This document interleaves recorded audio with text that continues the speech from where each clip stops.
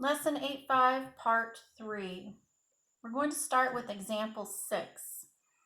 It says, the next example asks you to solve, not just factor. Therefore, x will have at least one solution. If you look at example 6, you can see that it's already in factored form. So you're going to set up each polynomial equal to 0. X minus 2 equals 0, and 4x minus 1 equals 0. And why are we doing that? Because we are trying to find out if x were a certain number, what would make this entire problem equal to 0. So if you look at the first polynomial, to get x by itself, you would add 2 to each side, and x equals 2. So if we were to substitute 2 into our problem, we would have 2 minus 2. Well, we know that makes 0. And our zero product property says that if our entire problem equals 0, that one of these polynomials has to equal 0. That's why we set up one equal to 0 and then the other one equal to 0. So let's solve this one. Add 1 to each side, and you have 4x equals 1. Divide by 4, and x equals 1/4. What this says is, if we were to substitute 1/4 in, it would make this polynomial 0. So it wouldn't matter what this would become on the left. The right one would be 0, which would make the entire problem equal to 0. Example 7. We have to factor to solve. Now this one is not set up already to where it is equal to 0, but we can set it up equal to 0.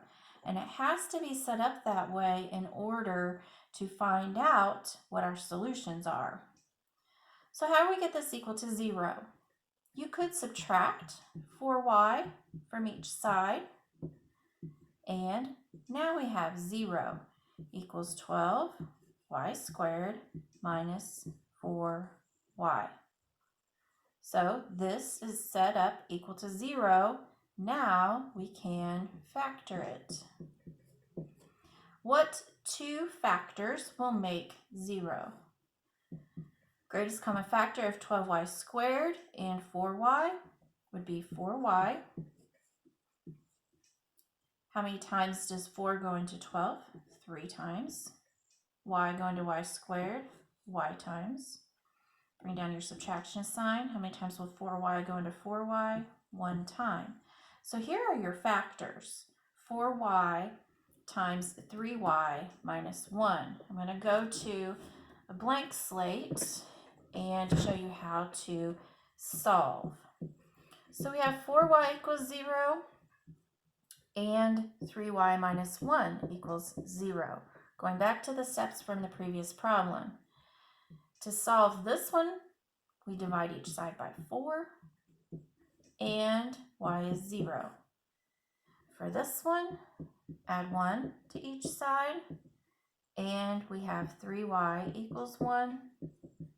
Divide by 3, and y is 1/3. So if we go back to our problem, what this shows us is if we were to substitute a 0 here, it would make this 0 times negative 1, which does equal 0.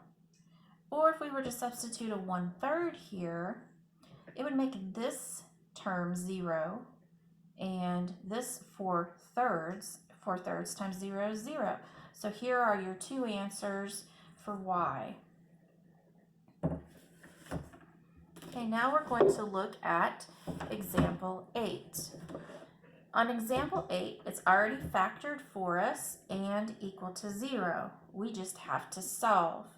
So again, set up each of these equal to 0 and solve. See what you get.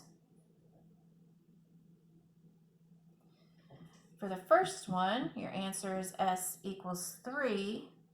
For the second one, it's s equals negative 2. Those are the two answers you should have gotten. Example 9. This one is not factored yet, so you will have to factor it in order to solve. It's already set equal to 0, so we don't have to do that step. Let's look at these two terms. Greatest common factor of 5 and 40 would be 5. Greatest common factor of x and x squared would be x. How many times will 5x go into 5x? One time. And 5x into negative 40x, negative 8x. So here are your two factors. Set them equal to 0.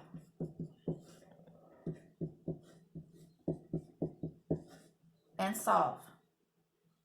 When you solve this first one, x is 0. And the second one, x is 1/8. Show your steps to get your answers. Example 10. A football is kicked into the air.